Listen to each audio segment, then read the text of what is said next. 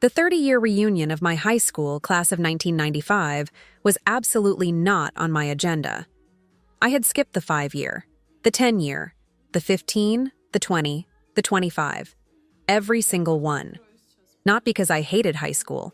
I didn't. It was fine. Forgettable. I was forgettable. Riley Thompson, that quiet girl, always reading, had maybe 3 friends, graduated, left town, never looked back, but my husband had other ideas. You should go, Kenji said. Again. For the 14th time that week. I don't want to go, I replied. For the 14th time. When was the last time you saw any of these people? Graduation, 1995.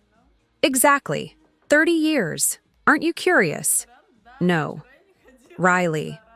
Kenji. He sighed, put down his coffee, gave me the look. The one he uses on his high school students when they're being difficult. You never talk about high school. You have 0 photos from that time. You're not in touch with anyone. It's like that part of your life doesn't exist.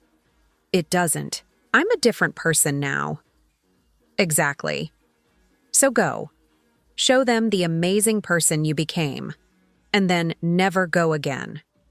I don't need to prove anything to people I haven't thought about in 3 decades. Then go for me. I want to see where my mysterious wife came from. I looked at him.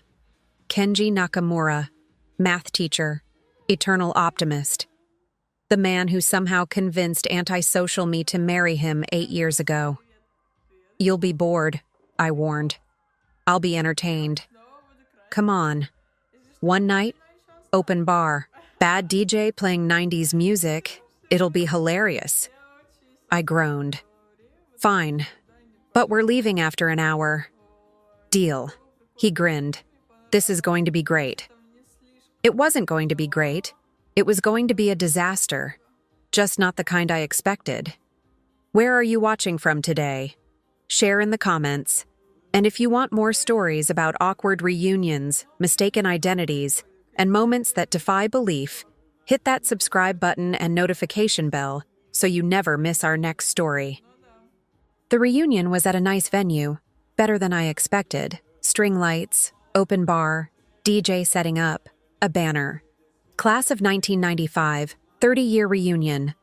God, 30 years. I was 48 years old. How did that happen? You ready? Kenji asked.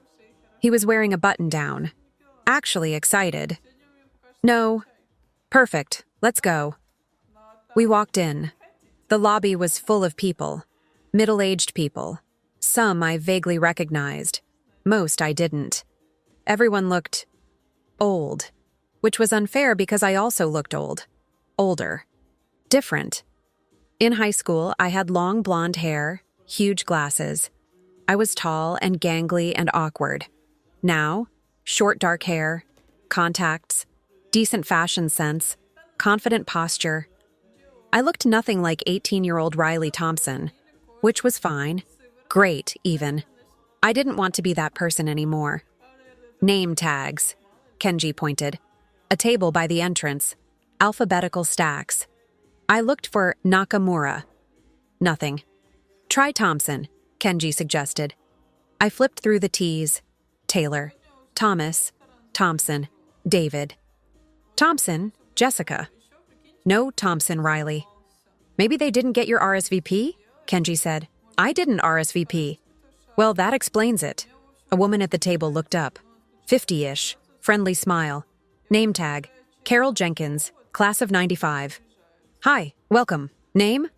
Riley Nakamura. Maiden name Thompson. Carol flipped through a binder. Frowned. I don't see you on the list. I didn't RSVP, but I graduated in 95. Let me check the yearbook. She pulled out a massive book, the 1995 Westfield yearbook. Flipped to the senior class pages. Found Thompson. Squinted at my photo. Looked at me. Back at photo. Huh. You look really different. It's been 30 years. No, I mean really different. She showed Kenji the photo.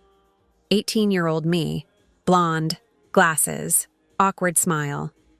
Kenji grinned. That's my wife. Carol looked skeptical but shrugged.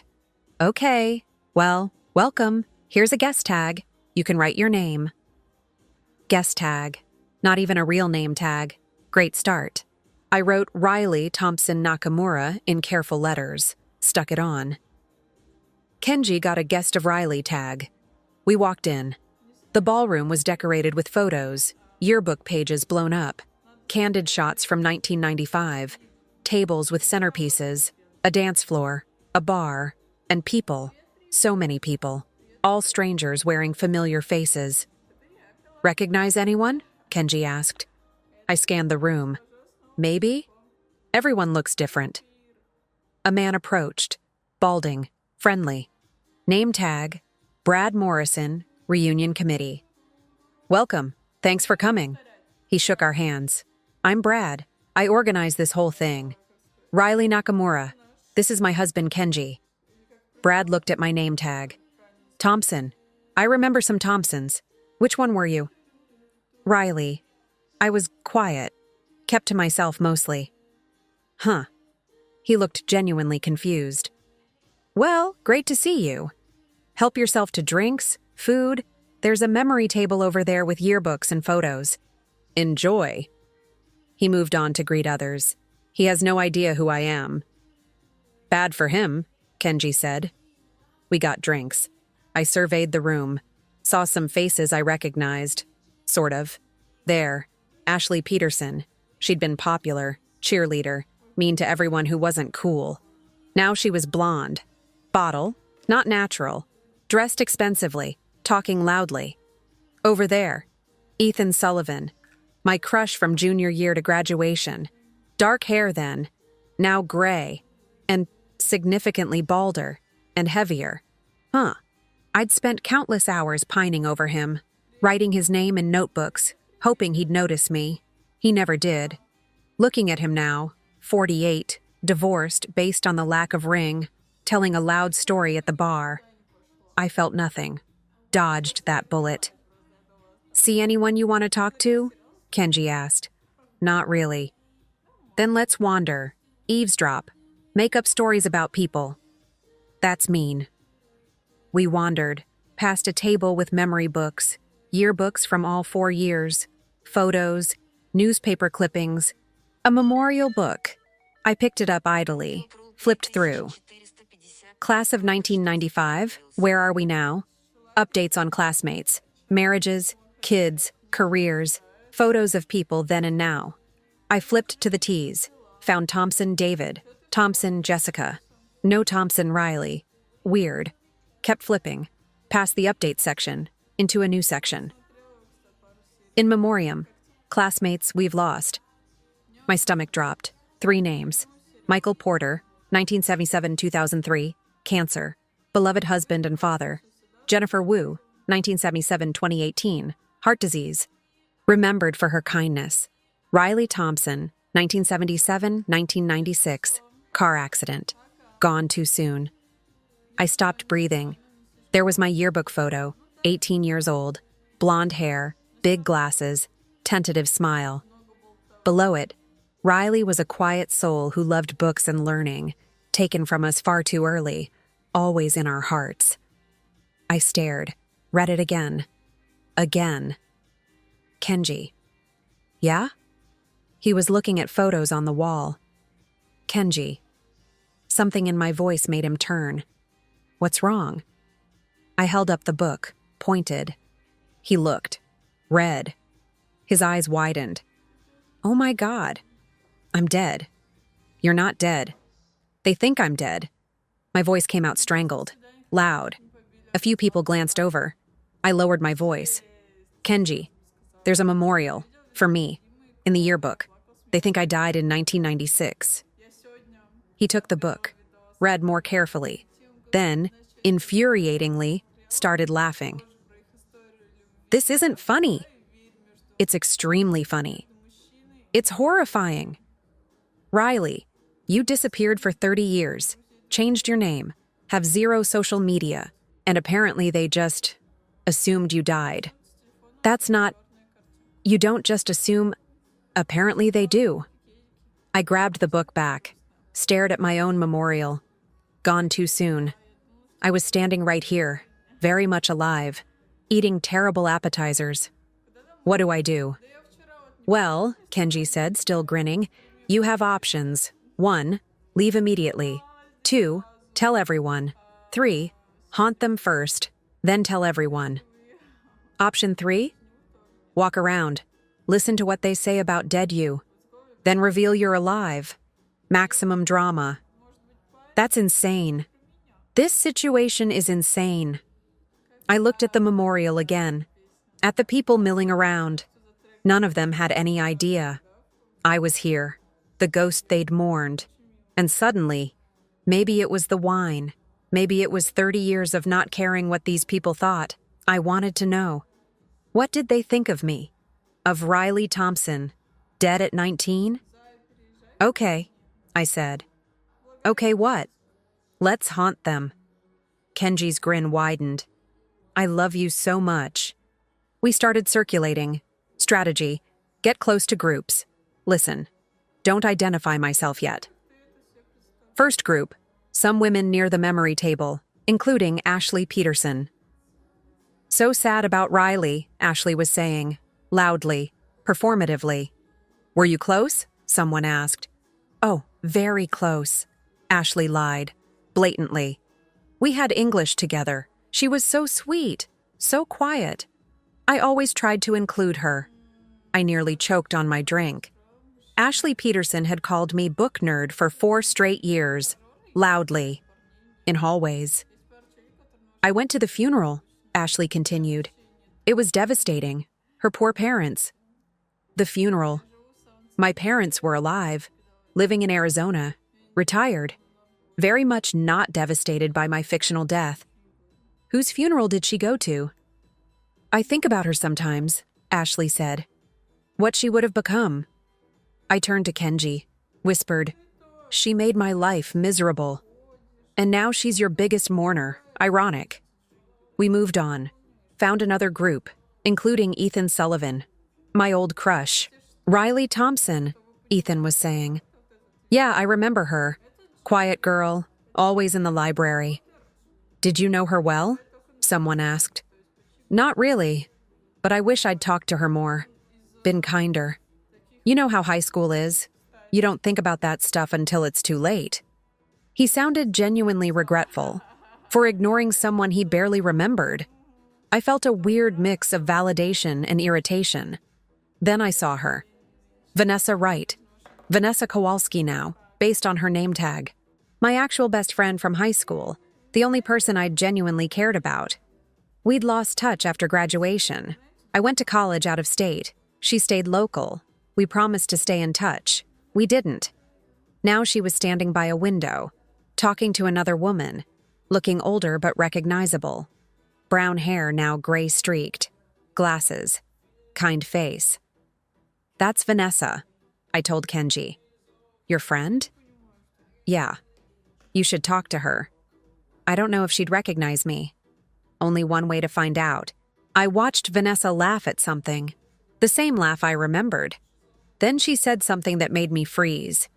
I still miss Riley sometimes. She was my best friend. Losing her so young, it changed me. The other woman patted her arm sympathetically. Vanessa continued. I went to her funeral, saw her parents. They were destroyed. I'll never forget it. My chest tightened. Vanessa went to a funeral. For me. Except it wasn't for me. It was for someone else. This was so wrong. Riley? Kenji touched my arm. You okay? Vanessa thinks she went to my funeral. She went to someone else's funeral. But she doesn't know that. She's been mourning me for 30 years. So tell her. I looked at Vanessa, at her sad expression. I couldn't just walk up and say, surprise, not dead. Could I? I need a plan, I said. Or, Kenji suggested, you just tell her. Rip off the Band-Aid. That's too abrupt. You're overthinking this. I'm appropriately thinking this. Before I could decide, Brad Morrison clinked a glass. Attention, everyone. We're about to do our memorial tribute. Please gather around. Oh no. Everyone moved toward a screen at the front of the room. A slideshow was starting. Remembering our fallen classmates. Michael Porter's photo appeared. Dates, a brief bio. Sad music played. Then Jennifer Wu, same thing. Then my photo. 18-year-old me, blonde, awkward, smiling. Riley Thompson, 1977-1996. The room went quiet. Brad spoke. Riley Thompson was taken from us far too soon. Just a year after graduation, a tragic car accident ended her life. She was quiet, but those who knew her remember her kindness, her intelligence, and her love of reading. Riley, you're missed. People nodded solemnly. Some wiped eyes.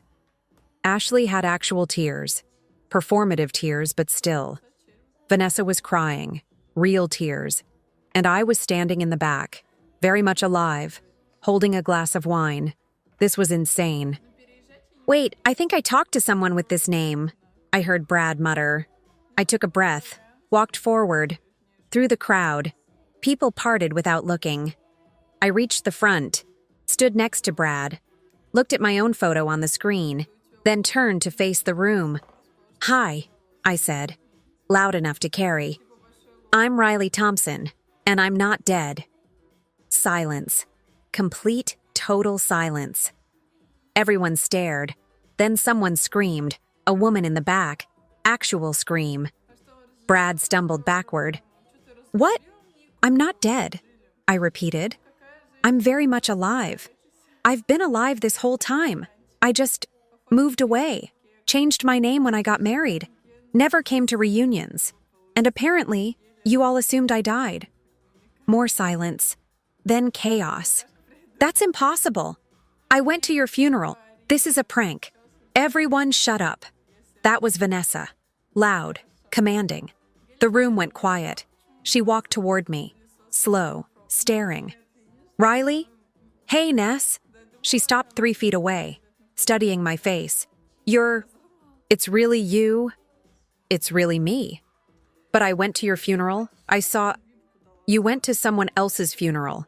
Another Riley Thompson died in 1996. Car accident. But it wasn't me. Oh my God. Vanessa's voice cracked. Oh my God, we all thought. And then she hugged me. Tight, desperate, started crying. Happy tears this time. I can't believe. You're alive. You're here. I mourned you for 30 years. I'm sorry, I said, meaning it. I didn't know. She pulled back, punched my arm.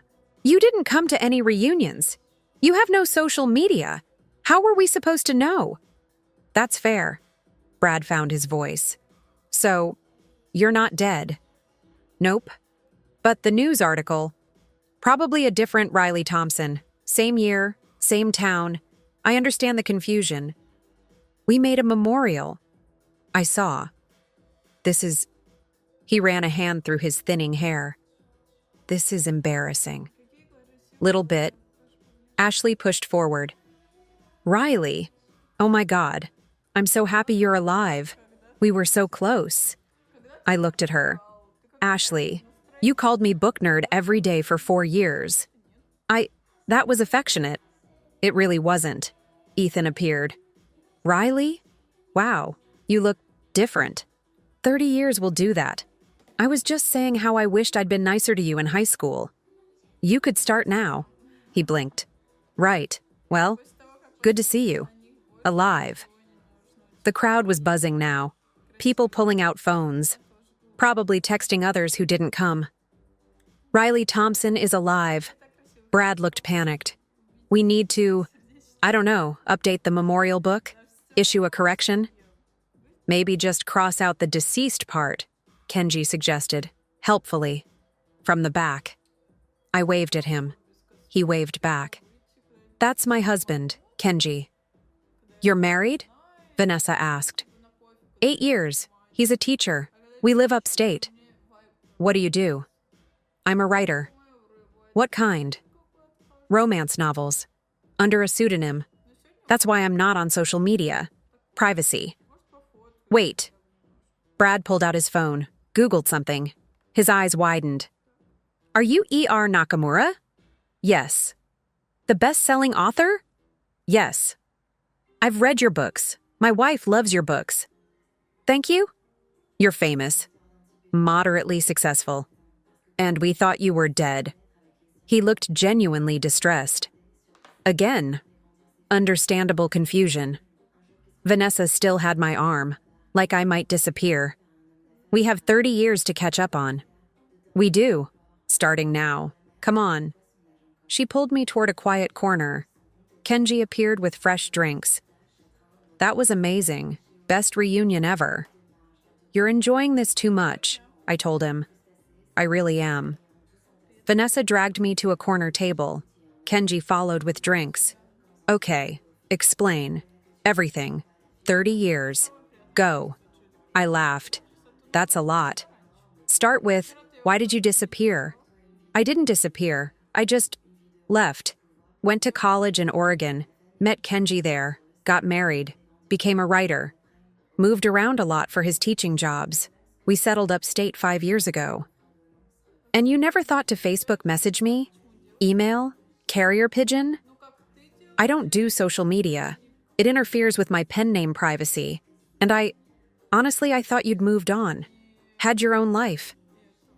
I did. I do. But Riley, you were my best friend. I thought you were dead. Whose funeral did you go to? Riley Elizabeth Thompson. She died in a car accident in 1996. I saw it in the local paper. Assumed it was you. Your parents had moved to Arizona by then. I couldn't reach them to confirm. The funeral was closed casket. I just believed it. I'm Riley Ann Thompson. She shook her head. 30 years. I grieved you for 30 years. I'm really sorry. Stop apologizing. You're here now. She grabbed my hand. Tell me everything. Husband, job, life. So I did. Told her about college, meeting Kenji in a literature class, our terrible first date, getting married in a small ceremony, writing my first novel at 28, getting published at 30, the pen name E.R. Nakamura, moderate success, enough to live comfortably, Kenji's teaching career, moving for jobs, finally settling, no kids, by choice. We liked our quiet life. You're happy, Vanessa said, not a question. I am. Good. You deserve it. High school Riley was always so anxious, uncertain. This Riley, she gestured at me, is confident, self-assured. I like her. I like her too. Kenji raised his glass. To the new Riley, who was also the old Riley, but alive. We clinked glasses. Around us, the reunion continued. But now people kept glancing over, whispering, that's her, the dead one. Except not dead. The writer, E.R. Nakamura. Brad approached, still flustered. Riley, I'm so sorry about the memorial. We'll issue a correction in the reunion newsletter. It's fine, Brad. It's not fine. We literally eulogized you. It was a nice eulogy. Quiet but kind. I'll take it. Can I get a photo? For the correction article? Sure. He pulled out his phone, snapped a picture of me, very much alive, smiling. This is going to be a hell of a story, he muttered. We should go, I told Kenji. Already? I've exceeded my social quota for the year. Vanessa stood. I'll walk you out. We said goodbyes. Promised to actually stay in touch this time. Exchanged real phone numbers. Made plans for lunch next month. At the door, Vanessa hugged me again. I'm really glad you're alive. Me too. And that you're happy. I am. Good, because if you disappear again, I'm hunting you down. Deal. In the car, Kenji was grinning. That was incredible. That was mortifying. You ruined their entire memorial. They're going to have to reprint the yearbook. They're not reprinting the yearbook. They should. Correction, Riley Thompson is alive and thriving. Our bad. I laughed despite myself. This is going to be all over social media. Probably. People are going to find my pen name. Your publisher will love the publicity. I hate publicity. You love your husband who convinced you to go to a reunion where you discovered you were dead. I don't love you right now. You do. He was right. I did. 1 week later, the story went viral. Woman attends reunion, discovers she's been dead for 30 years. Local news picked it up, then regional, then a few national outlets. My publisher called. Thrilled. Sales of my books spiked. Brad sent an apologetic email with the corrected reunion newsletter. My photo with the caption, "Alive and well, Riley Thompson Nakamura, who did not die in 1996. Vanessa and I had lunch, started texting regularly, picked up like no time had passed. Ashley sent a Facebook friend request. I declined. Ethan sent a LinkedIn request. Also declined. And I wrote a new novel, based very, very loosely on recent events. Working title, The Girl Who Came Back About a Woman Who Attends Her Reunion and Discovers Everyone Thinks She Died. My editor loved it. Kenji loved it. I dedicated it to Vanessa and to Kenji for making me go. The Girl Who Came Back hit the bestseller list. Readers loved it. Hilarious. Heartwarming. The protagonist is so relatable. I did exactly one interview. For a podcast. They asked, "Is this based on a true story?" I smiled. Let's just say I have experience with people thinking I'm somehow dead. The host laughed. Moved on. I never confirmed. Never denied. Let people wonder. Because the truth was ridiculous enough. I went to my 30-year reunion, discovered I'd been dead for 3 decades, came back to life in front of 50 shocked classmates, reconnected with my best friend, rejected my former bullies, and learned something important.